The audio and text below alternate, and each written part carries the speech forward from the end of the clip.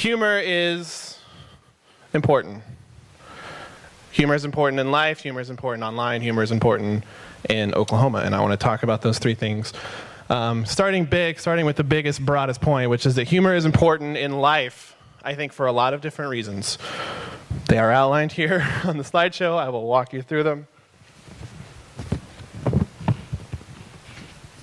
Humor can make you smarter. A lot of people think that's a weird thing to say, that you can just make people smarter with humor, but the University of Maryland did a study a couple years ago where they would take people, put them in a room, and ask them 7 general IQ test questions. Half of the crew, they just showed up, did the questions. The other half, they made them sit down and watch 3 episodes of Gunsmoke. The people who watched the 3 episodes of Gunsmoke, on average, answered 2 questions better than the people who did not. And it's probably more of a testament to Gunsmoke being an incredible show. But I like to think that those people were able to sit down, open up a little bit, and just be more comfortable when they took the test. And so I think that you have the power. Anytime you get behind a computer, anytime you get behind a keyboard and you start typing, you could potentially, it sounds like hyperbole, but I think you could potentially make people smarter / make them comfortable. One of the other things that's pretty awesome about being a comedian, and pretty awesome about humor, is that humor can shape some of our choices. A lot of people pick TV shows, movies, blogs, Twitter accounts based on who they think are funny. A lot of you guys have blogs or Twitter accounts, I'm sure, that you go to because they're funny. You guys follow certain Twitter accounts because they're funny, and that's it. Rotten Tomatoes did a study, a poll, it's more of a poll, it's not a study. Rotten Tomatoes did a poll a couple of years ago where they polled a lot of people between the ages of 18 and 45. Asked them what their favorite movie of all time was. 75% of them picked a comedy.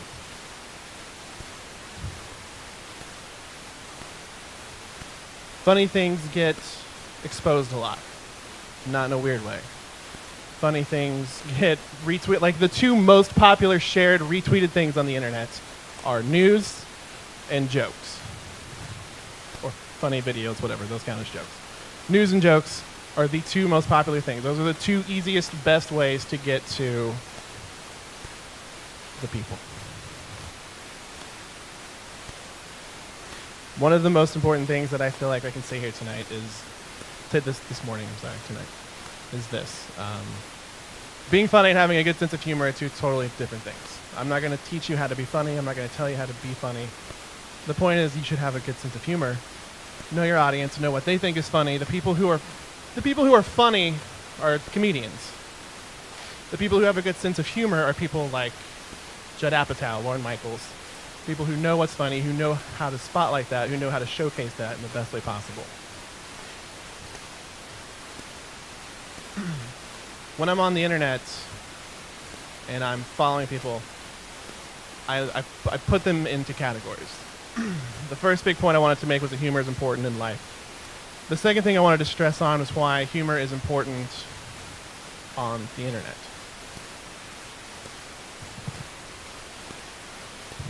When I pick someone I want to follow, when I pick a Twitter account or someone I want to follow on Instagram, I put them into one of these 3 categories. I follow them if they're educational, if they're beneficial, or if they're funny.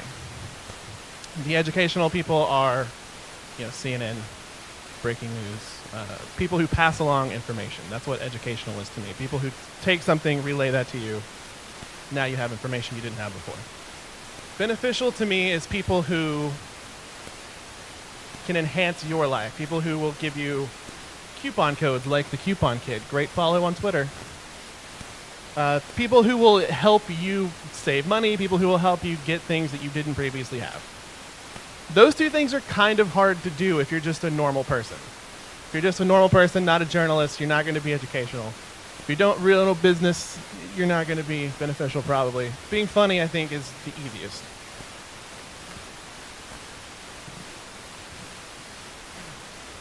I didn't realize I was going to have this mic. I thought I'd have my 2 hands to kind of...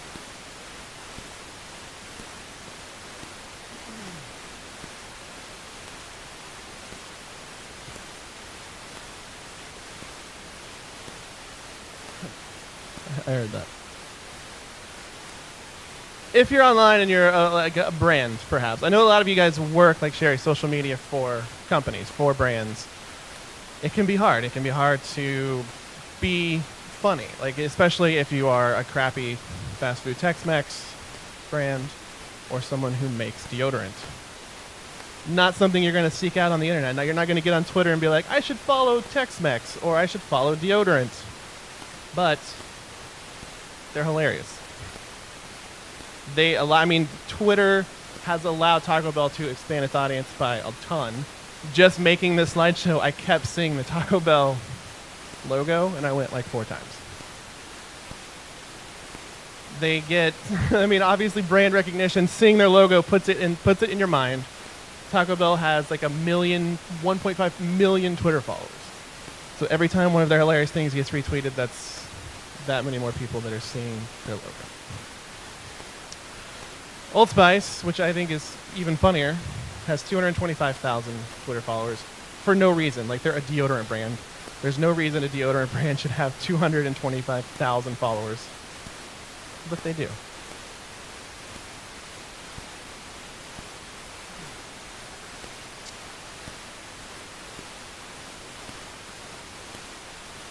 One of the things that I like about these guys is that they will interact not with the people who are tweeting at them. They also do that. But they will take the time to literally search, quote, Taco Bell, end quote, and hit enter, and then reply to everyone or Old Spice. This is the best way to do that. Like, if you want to interacting with your audience is obviously very important. You guys don't need to tell you that. But this is the right way to do that. The wrong way to do that would be how MidFirst Bank does that. Does anyone here work for MidFirst Bank, by the way? Great. We probably chatted recently, and I'm going to tell you what that was. MidFirst Bank used to be my bank. I posted a joke on Twitter. I posted a joke that simply said, quote, "Do you regret not having a better relationship with your father?" And then I wrote, "MidFirst Bank security questions are getting really weird." MidFirst was my bank at the time. And the next day, I got a phone call from them saying, "Hey, Ryan Drake, we need you to come in and talk to us about your account." And I was like, oh my God, is someone trying to steal my identity? Like, that's really flattering. I was like, all right, cool. So I went in and they had printed out on paper the tweet, handed it to me, and said, "Is this true?" And like kind of interrogated me about it. And I was like, no, I am a comedian.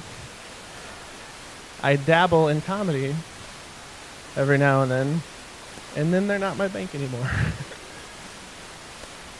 I'm very sorry. I'm going to come back. I'm coming back. I feel bad now. I didn't think you would actually be here. I will. Do I know? You managed it. Was it you? Oh, okay. You should fire the marketing guy. No, I'm just kidding.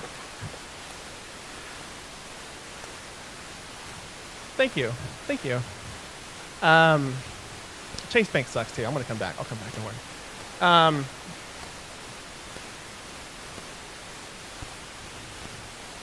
There you go. If you want to just NASCAR me out with like MidFirst Bank t-shirts and pants, I will make it up to you.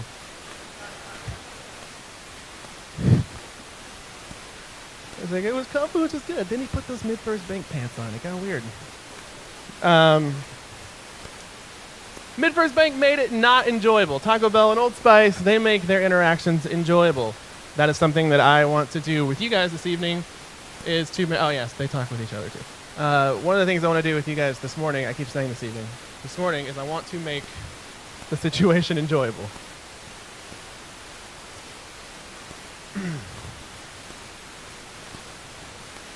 Just take a minute, just look at it.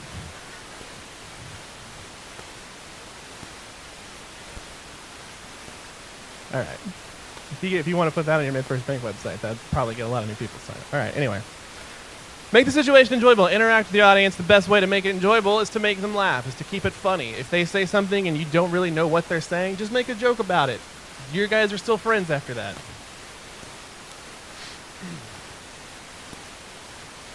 So that's humor, why it's important online.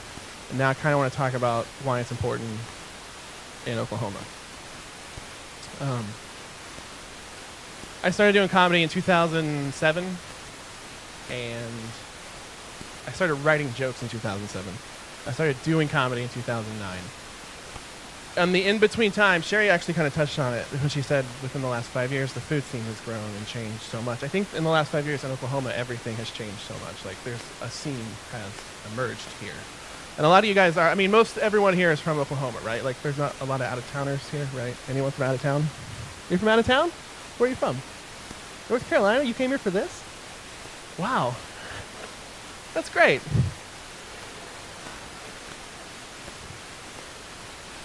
Are you from out of town? Are you from Texas? I gotta keep it PG. Remember I said I gotta keep it PG. All right, well, for you guys, you can go get coffee or something.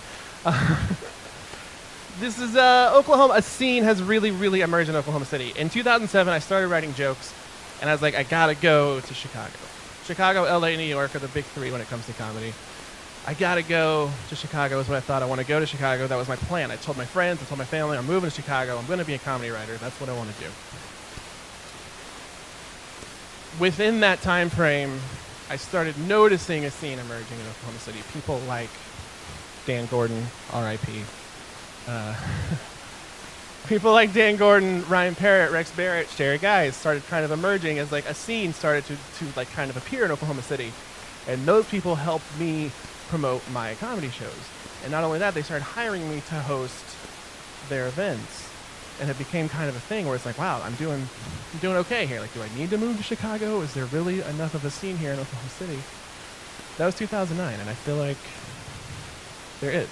If you are a person or a brand or a business that's local, you can still appeal. There's enough of an audience in Oklahoma now to sustain a social media following. Like, there's people like the Lost Ogle who are only local. They only talk about Oklahoma, and they're huge.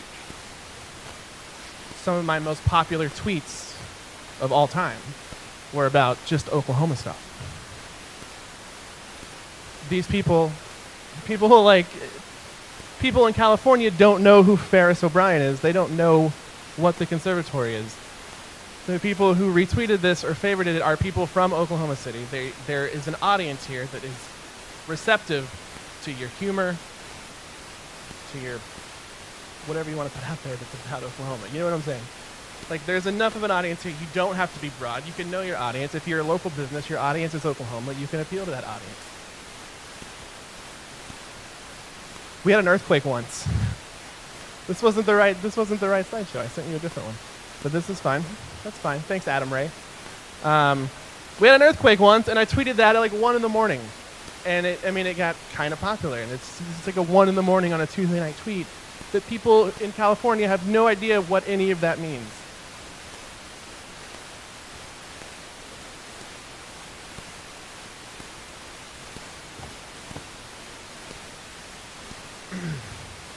You can appeal to Oklahoma. Oklahoma's your audience, especially if you're small. If you're just a person who wants to be funny and you have a lot of followers from Oklahoma, be funny about Oklahoma. Do the thing that you know best. Don't try and make hilarious jokes about the Grand Canyon if you've never been to the Grand Canyon. Like, if you have a lot of followers from here, know your audience, appeal to them, and you can do it. Like, you can create a following. I've been really nervous up here. I don't know. That's probably been very obvious. The big takeaways from this were the 3 big points. Humor is important in life. It can make you smarter, which still sounds weird, but it's true, I promise. If you are the most boring brand in the world, if you make crappy Tex-Mex, if you make stupid deodorant, you can grow a huge audience on the internet. Keep your interactions enjoyable. Don't do what Mid-First did. I'm really sorry. I should just stop. He's tweeting mean things about me right now. I'll retweet them all later tonight. Keep your interactions enjoyable. Don't interrogate your audience in person. Oklahoma has a scene that is receptive to humor. If you know your audience, you can appeal to that audience. You don't have to be funny. Just retweet funny things. So many Twitter accounts get a ton of followers because they know that that person knows what's funny. He'll go out of his way to find the funny things and just retweet them. And that's it. That's all I got for you guys.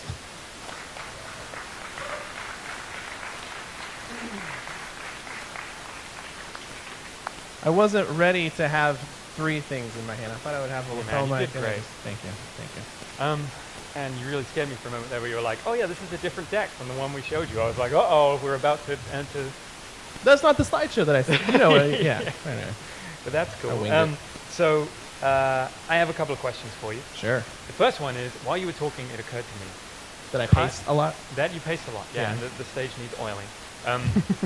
But it occurred to me that, hey, should brands be hiring comedians to run their social media accounts? I mean, are they?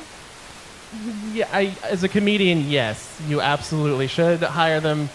As someone who knows what it's like to live in the real world, probably not. Everyone knows someone who's funny. Like, if they have a good sense of humor, just hire someone to go find funny things and plagiarize them. Right.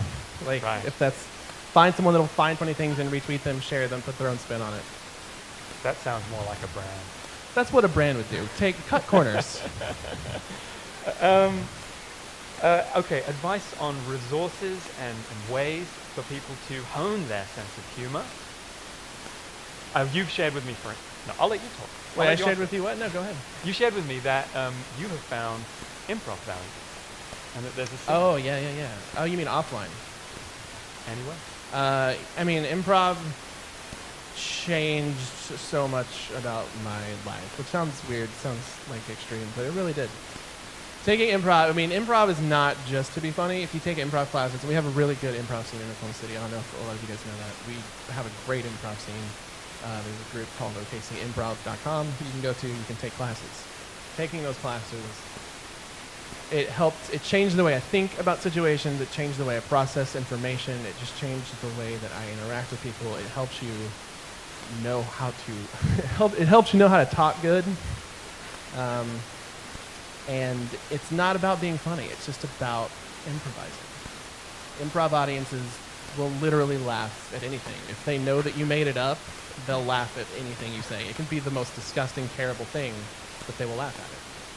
Yeah. And in real life, you're basically constantly improvised, right? So is a real life audience? I mean, this is pretty much just me improvising. I'm just winging it without my note cards.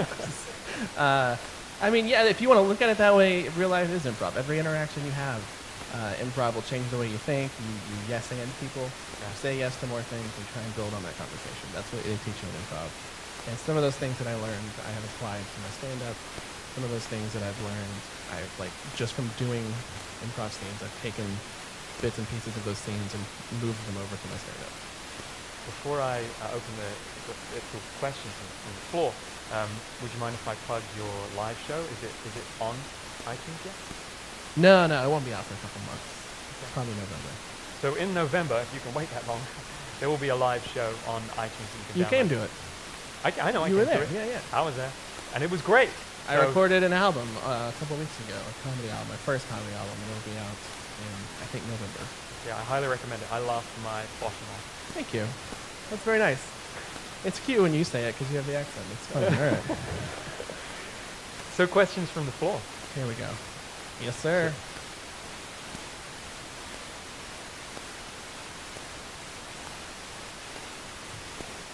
I'm just kidding. Mid-first is great. I should go back to it. I'm really sorry about all that. But that is a real thing that happened. No, after that happened, what actually happened was my account was overdrafted, and I didn't want to pay for it, so I just went to another bank. That's the real thing that happened. You can look that up, too. It's true. Ryan has an Indiegogo campaign running. Right. It's like fund my life. Just pay me to live. Any other questions? Anything else? Yes. Oh, God. Sherry. Yeah, Sherry. What?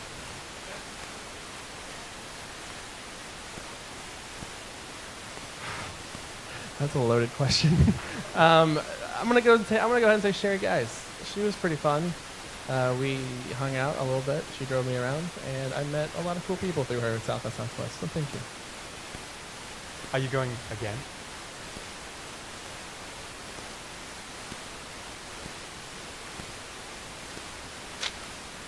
Okay, Well, I will go without her. It'll be me and David. We're gonna go live a life together in Austin. Yeah. It'll be all yes and. It'll be all yes. All the way. Yes, sir.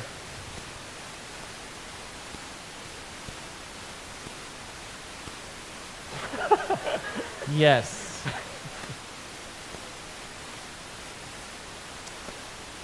Yes. Do I have a little bit of time to tell? Yeah. Yeah. So, yes, and I have done that.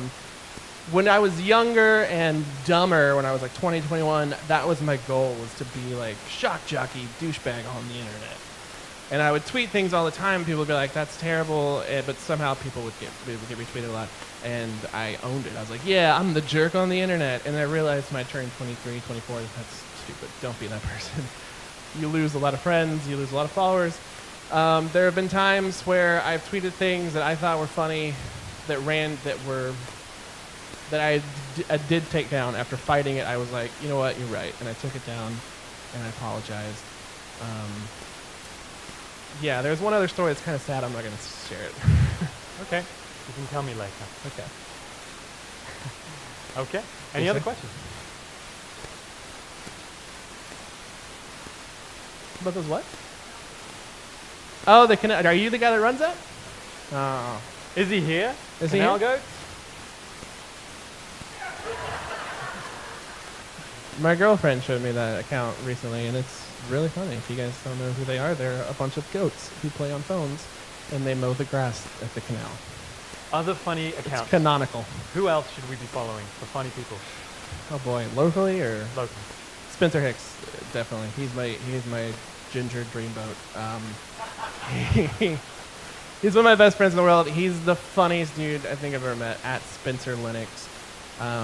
There's a guy named Adam Ochoa, who's not a comedian. Most people, it's not a comedian. He's really funny. Nathan Poppy, I think, is one of the funniest people I've ever met in my life. He is like an editor for the Oklahoman now. And Look at OKC. Yeah. Look at OKC, sorry, yeah. And one of the funniest people I've ever met. He never shared that with me. He's never what? Shared that with me, that side of him. Oh, his humor? Yeah. Give him a couple shots. Okay. He'll get there. And maybe I just don't know him quite well enough. What about, there's some parody accounts, some good parody accounts as well? I guess. Every parody account that pops up in Oklahoma City, people just assume that it's me. I get messages like, are you this person? I'm like, I don't have time to run parody accounts. If you're into that, go for it. I'm just like, I don't know. Well, we talked to a few guys, Oklahoma Earthquake, Lord Baphomet, a few others. Those aren't parody accounts. Those are accounts that are... I mean, Oklahoma Earthquake is not parodying a person. Yeah, I guess not. I thought you meant like the What are fake they? Governor Funny Fallon. accounts? Okay. All right. That's one that's just like mean. She deserves it, but it's mean. It's just malice. So thank you very much, Ryan. Thank you, David.